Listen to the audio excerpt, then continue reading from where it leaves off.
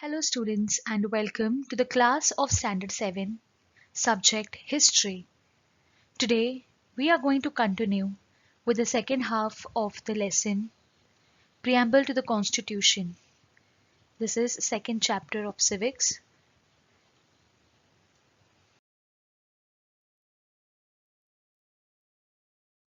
Before we begin with today's module, let us have a quick recap of what we learned in the previous module. We learned about the preamble. The preface to the Indian Constitution is called the preamble. The preamble sets out the objectives of our constitution. We all are Indian citizens. The preamble tells us what we all have to achieve as people. The values, thoughts, and ideas in it are noble. The entire constitution lays down the provisions through which these goals are to be realized. The preamble begins with the words, "We, the people of India." It talks about the resolve of the Indians to constitute India into a sovereign, socialist, secular, democratic republic. We had discussed about all these points in detail. Sovereign state is a state in which the state is not under the control of a foreign power. It has its own rights to take decision. Decision making is completely dependent on the state and not under any foreign influence. Socialist state is a state where the gap between the rich and the poor is minimal, okay, and the wealth of the nation is equally divided among all the people, and it is not concentrated in the hands of the few. A secular state is a state which respects all the religion and treats every religion as equal. All the religions in our country, we know that our country is a secular state, which means that every religion in our country is treated equal and everybody is having rights to follow their own religious beliefs, rituals, festivals, and traditions. The next point that we did was democratic state. A democratic state is a state in which the people have right to choose their representative by means of election, by voting, and that representative is a person who is elected on the governmental bodies and he takes decision on behalf of the people. So democracy is a government by the people, of the people, and for the people. And the last point that we discussed was about republic. Republic is people's rule where we don't have hereditary rule in our country. For example, if a leader dies, his son does not take over the seat, but it happens through the procedures and the process of election and selecting the ruler. So our country is a republic country, which means people's rule is there and we don't have hereditary succession. Now there are few more points the preamble has guaranteed to the Indian citizens, and those points are justice, liberty, and equality. It has enjoined upon the Indian citizens to practice these values and make laws in keeping with these values. Let us understand these values in this module.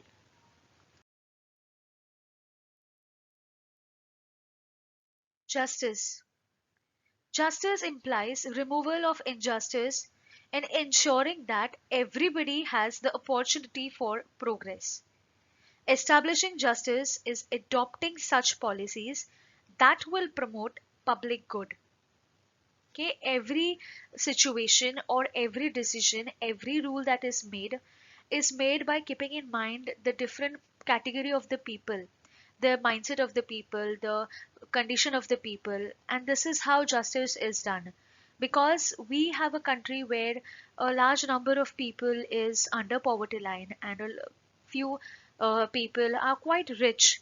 So justice is where everybody at least gets equal opportunities and everybody gets opportunity for progress. Everybody should get opportunities for job, equal opportunities for education, equal opportunities to start up their business. This is how they all can flourish together and the whole nation can move towards success, and not only the ones who are privileged ones. Okay, so this is the main idea behind giving justice to the people.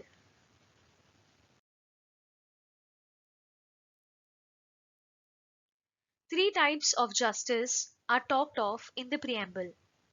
They are social justice, economic justice, and political justice. Let us discuss each point in detail.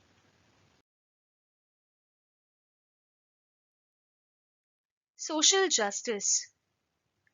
There should be no discrimination among individuals on the basis of caste, creed, race, language, region, place of birth, or sex. This means that in our country there are castes and we cannot deny this fact. Okay, in every state there are people who have a lot of faith. Traditionally, they believe that a particular caste is of low category, a particular caste is of high, is superior. So these traditional beliefs which were followed in our country for so many years are now questioned under the constitution, because these are the beliefs and these are the traditions which affect the dignity of the people, and this keep the people away from their rights. They don't treat people equally, and so social justice implies that there should not be any discrimination made on the basis of caste, creed, race is when you talk about the color of that person. This does not happen much in our country, but in foreign countries, people literally treat the particular color or the blacks in particular as distinct, as inferior, and this is something that is strictly forbidden under the constitution. Okay, about language also, some languages are thought to be superior, and when people talk in their local languages, we consider them as illiterate, we consider them as uncultured. And if the region is from a very minor, if they come from a minor place, we treat them in a different manner. So, and the people who live in the city, they consider themselves as well versed, and they consider them as much advanced. But this is when we discriminate, and this is when we affect the dignity of the people. Okay, and it's also place of birth or sex. If a person is a male or a female, that person does get a different treatment in the society. So these all discriminations are not allowed under the constitution, and every person has so right for social justice. As human beings, all have the right to use the same dignity and respect, the same status, and nobody can deny you the same respect or the same status, because only because of the fact that you are of a particular caste or a particular color of the skin or of a particular region. Okay, so these are some of the important points that the constitution focuses a lot, because this was happening before independence, and this was very important to be removed from our nation. Otherwise our nation could not proceed towards success together. Okay, only one group of the nation would succeed and the other group would be left behind all alone.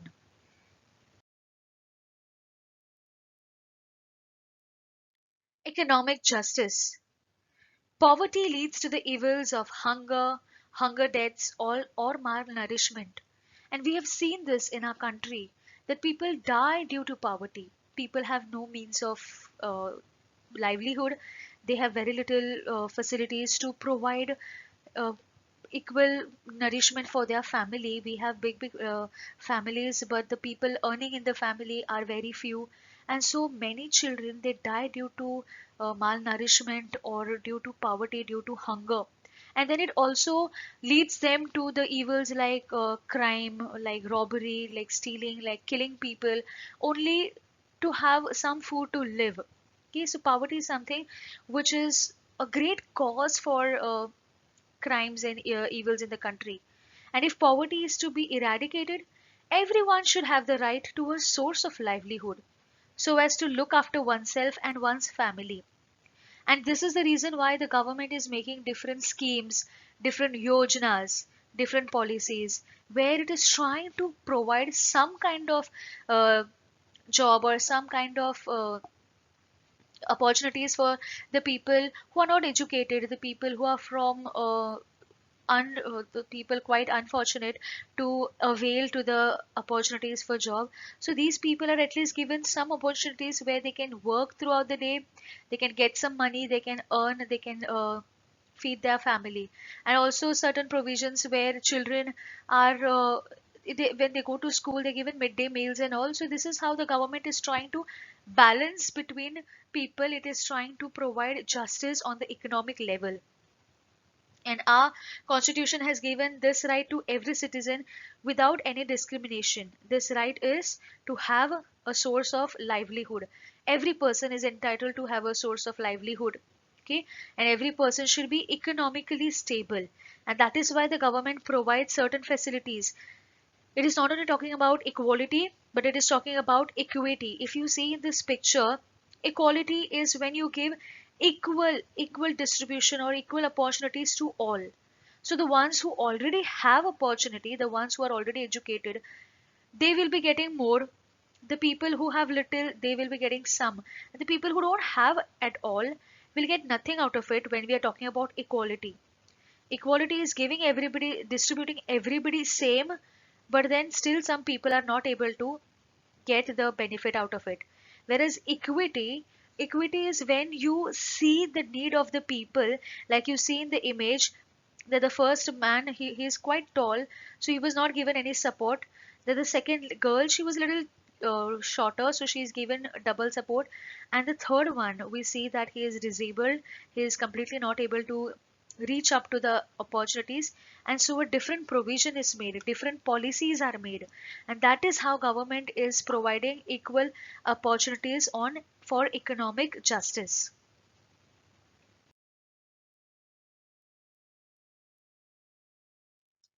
Political justice. We have adopted universal adult franchise to enable equal participation in the running of the country. Accordingly, all citizens completing 18 years of age have the right to vote in elections. This is called as adult franchise. Adult franchise is when every adult, when are you an adult? When you cross the age of 18, every boy and a girl is called as adult. So adult franchise is where you have the right to vote. Individual vote. This vote is without any influence, without anybody's dominance on your decision making. Okay, you are able to vote freely. That is political justice. And politics also does not put limitations. It does allow everybody to participate. It does allow everybody to take part in the elections, vote freely, and vote with their own will.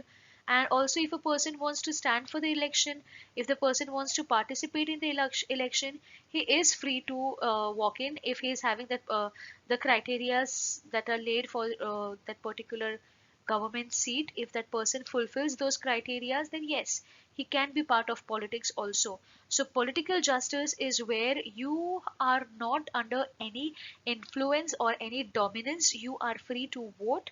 And that is when our country has right over politics.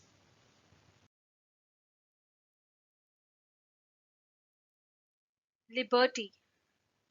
Liberty implies that there should be no coercive, unfair restrictions upon us, and that there should be an atmosphere conducive to the development of our inherent capacities. In a democracy, citizens enjoy liberty. In fact, democracy becomes mature only if citizens enjoy freedom. Liberty is another name for freedom, where you are free to choose what you want to do, where you're free to choose your way, take your decisions. And this is when you have an opportunity to live with dignity. When we talk about equality, we talk about rights, but when we don't allow any particular person to take his own decisions, or when he's controlled by others, that time we don't allow that person to flourish, and we somewhere hinder the hidden abilities of that child or of that person. So liberty is where you are free. You are free to do what you want to do. Okay, free to choose your ways, choose your career, choose your take decisions for the subjects that you want to study. Okay, take decisions for the career that you want to choose, take decisions also for the religion that you want to follow. So this is personal liberty that every person is given under the constitution, because we know that our country is a democratic country. And when does it become a democracy? When people are able to choose, and people have the liberty to choose. If a person is given the right to vote, but whom he has to vote is led by somebody else, then that person's right is of no use there. So somehow democracy, okay, which is in our country, becomes mature only if citizens enjoy freedom and citizens are actually free to take up their decisions. Freedom of thought and expression is the most fundamental freedom for an individual. Everyone is free to express their own views and opinions, and this we can see through the use of media. Now social media has become an important means where people, they come up, they express what they think about a particular religious party or about a particular political party, about any person who is doing wrong in the society. There is somebody who raises his voice through the means of social media. So social media has become an important means through which people are able to express their express their thoughts and expression, and that is because they have right to liberty. A give and take of ideas enhances the spirit of cooperation and unity amongst us. Similarly, it also enables us to understand the various dimensions of any problem. If we are always guided to look only in one direction, then we will never have another perspective to any particular problem. And when a person thinks on his own, a person uh, broadens the horizons of, or he broadens the concepts, then only we can find different solutions for a single problem. And that is why this is very necessary that every person should have the freedom of thought and expression. The liberty of belief, faith, and worship implies religious freedom. Every individual or every Indian citizen is free to act as per the teachings of their religion or the religion of their choice. It implies the freedom of celebrating the festivals and the freedom of faith and worship. And this we very rightly see in our country, that every citizen does follow their own religion and the religious policies. But somewhere, sometimes, some people who are less powerful, they are usually dominated by other religions, and then they're trying to force their religion onto them, which is not allowed. But overall, if we see, then the point of liberty that we're discussing right now means freedom, and freedom on all the aspects.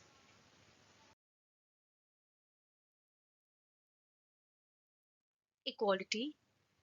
The preamble guarantees the Indian citizens an equality of status and of opportunity. Let us do it in detail. Equality means that all have equal human status, and there will be no discrimination based on caste, creed, race, sex, place of birth, etc. The guarantee of equal status means not to discriminate between people in terms of high, low, superior, inferior.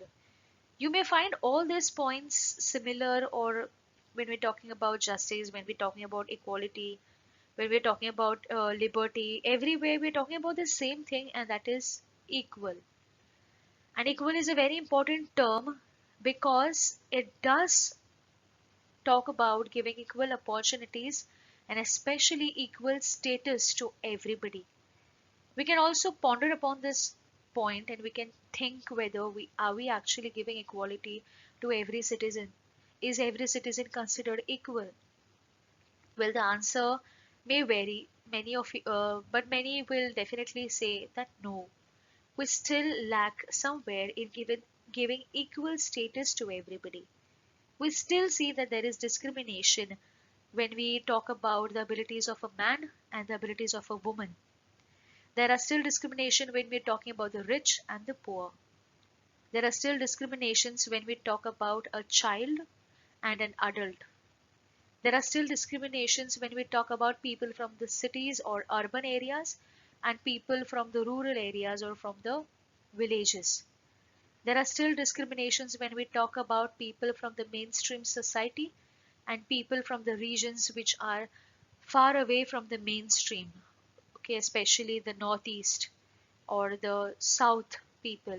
Okay, we do discriminate, and this discrimination is exactly where we are violating the quality, or where we are violating the value of equality.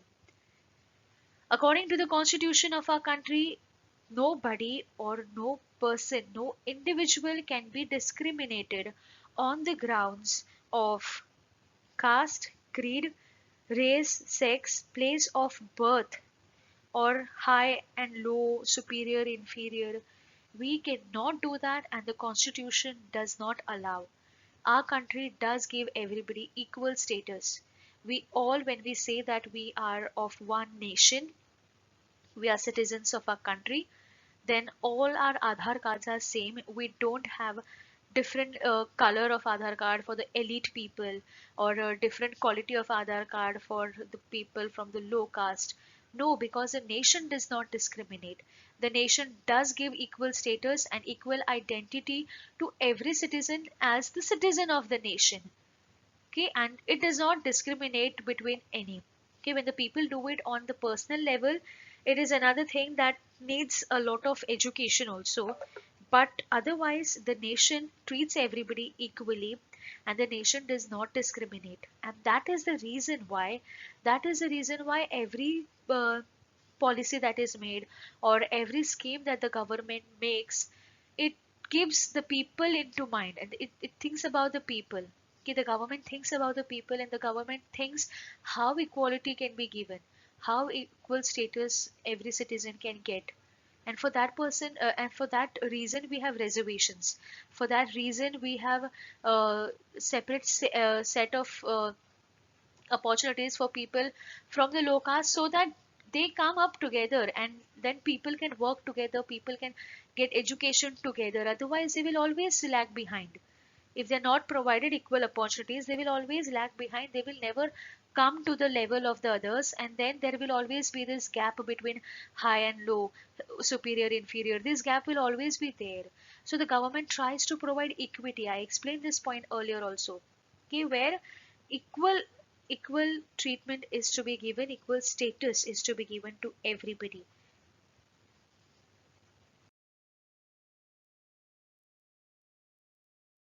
The last point in the preamble, and perhaps the most important point, is fraternity. The preamble to our constitution refers to a unique ideal or principle. It is the goal of promoting fraternity among the citizens and to assure the dignity of individual.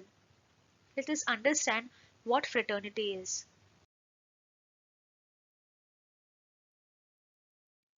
The makers of the constitution believed that merely guaranteeing justice, freedom, and equality would not lead to establishing equality in Indian society. No amount of laws would help us achieve these goals if fraternity is lacking among Indians. Hence, the promotion of fraternity has been included in the preamble as a goal. Fraternity implies a we feeling of towards one another. It creates a feeling of empathy. People become more understanding towards each other's problems and needs. Okay, this is a very important topic, because we've discussed about different topics like justice, liberty, equality. But if there is no fraternity, fraternal thought is where we don't think about me, but we think about we. And that is why I have put this picture, where we talk a lot about ourselves, we focus a lot on our needs and our dreams and our goals, but very little do we think about us, about our nation. And this is the value of fraternity that we have to follow. Okay, the we feeling should be there, and only then our nation can progress together. Okay, we should be empathetic. Now, there is a difference between sympathy and empathy. Sympathy is when we just show outer consideration or outer concern to people, and empathy is where we actually feel for the people. We actually understand the pain of the people, and that is why our country is not a selfish country. We have seen that in the times of natural calamities like floods, or whenever there were bomb blast or different situation, earthquakes, or even if a building collapses, we see people running to help each other despite of the difficulties that they face. Okay, they don't look at the person's color, they don't look at the person's image, they don't look at the person's religion. No discrimination is made, and they just go and help each other. That is the feeling of we, and that is the value of fraternity that the constitution or the preamble tries to imbibe in the minds of the people. Only then a nation will be united, only then a nation can progress together. Fraternity is closely related to human dignity. Human dignity implies equal respect to each individual as a human being. It does not depend upon the criteria of caste, creed, race, sex, language, etc. Just as we would like to be treated with dignity and respect by others, we should also treat others with the same dignity and respect. This is as simple as that. Okay, if we want to be respected, we have to respect. If we want to be treated well, we have to treat others well. And this is the value of fraternity that the Constitution tries to focus on. And the Constitution has made different provisions where people can think for others, and people, okay, when we work together, when we have all the other rights like equality, liberty, and everything, there when people come together, they work on equal grounds, only then they will treat each other equally. Okay, so these are some of the measures or means to promote fraternity. When we allow every religion to celebrate their festivals, this is when people will come together, and then only fraternity will grow. There will be respect towards one another.